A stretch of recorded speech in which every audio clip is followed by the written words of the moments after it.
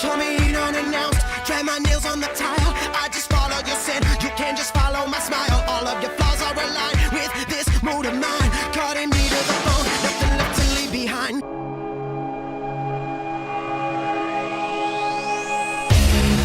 Left here under pressure.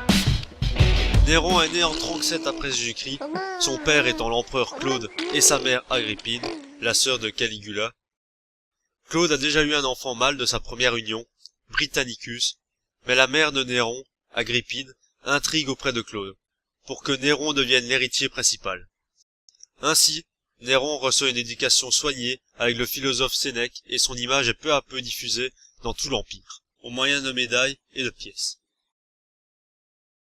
En 54, à la mort de Claude, il monte sur le trône, tout en ayant été marié précédemment à sa demi-sœur, Octavie.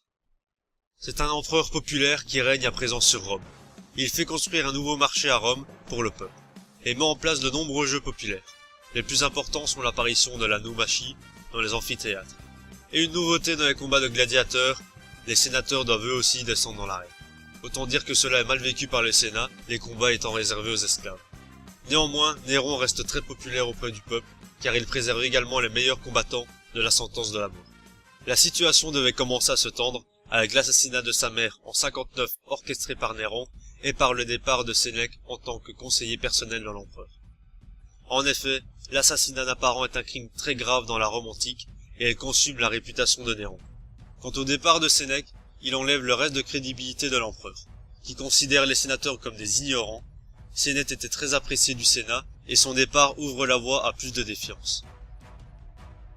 En 64 se déclara le fameux incendie de Rome.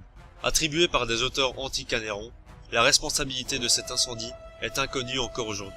Il semble en effet que Néron ait plutôt efficacement contribué à la gestion de l'incendie, en s'occupant de l'évacuation des habitants et en faisant en sorte de renforcer les moyens des vigiles.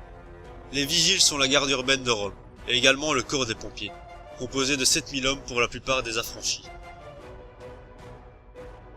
De nombreux feux se sont déclarés dans l'histoire de Rome, car le centre-ville était composé en majorité de maisons en bois. Néanmoins, lorsqu'on apprit que Néron voulut faire construire un palais de 80 hectares en lieu et place de nombreux bâtiments détruits, sa popularité en prit un nouveau coup. Et l'on chercha bientôt des responsables. Une chasse menée logiquement par Néron, qui cherchait à démontrer son innocence.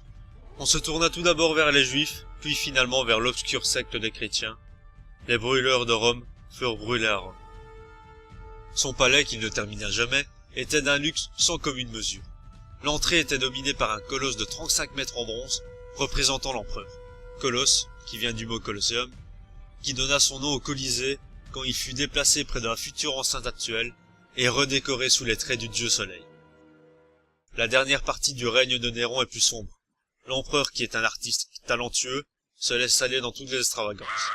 Théâtre, chant et visite en Grèce durant une année entière, il apprécie énormément la culture grecque et délaisse les affaires de l'État pour participer aux Jeux antiques. Un esclave affranchi dirigea Rome pendant 1 an, tandis que l'empereur accumulait les récompenses dans les concours grecs. Il promit même l'indépendance à une région de la Grèce, promesse qui prit fin avec son règne. Le Sénat ne peut plus accepter cette situation dégradante pour Rome. Les rébellions qui éclatent dans l'Empire sont matées par les généraux, mais la révolte gronde en Gaule. L'empereur ne prend pas goût aux affaires d'État, et son comportement agace au point qu'il est déclaré ennemi public par le Sénat en 68. Il est condamné à une exécution atroce.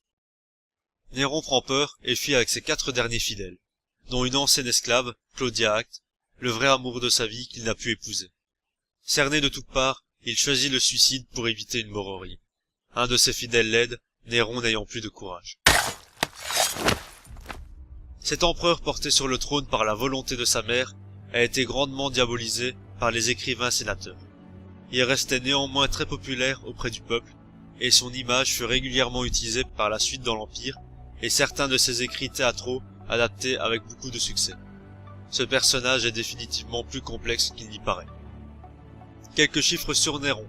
6000, comme le nombre de juifs qu'il employa pour creuser le canal de Corinthe, projet terminé au XIXe siècle. 4, comme le nombre de candidats au titre d'empereur en 69 après Jésus-Christ. Galba, Vitellius, Othon et Vespasien. Un seul en reviendra. 13 ans, la durée de son règne, de 54 à 68 après Jésus-Christ.